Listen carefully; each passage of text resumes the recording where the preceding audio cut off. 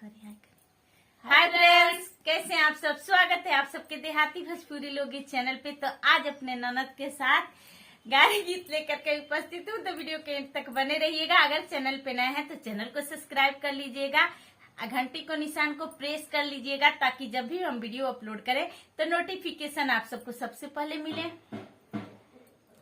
कांग्रेस के नेता बन के घूमेली समधी के दीदी, कांग्रेस के नेता बन के घूमेली समधी के दीदी, अब के मारी इनका पर मोहरावा, हाँ सीताराम के भजो, अब के मारी इनका पर मोहरावा, हाँ सीताराम के भजो।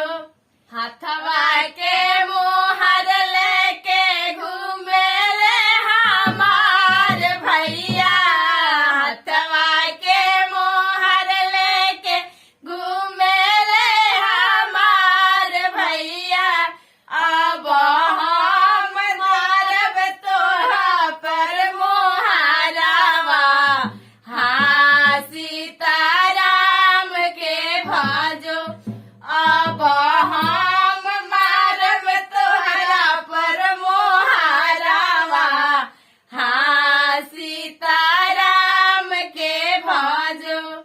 कांग्रेस के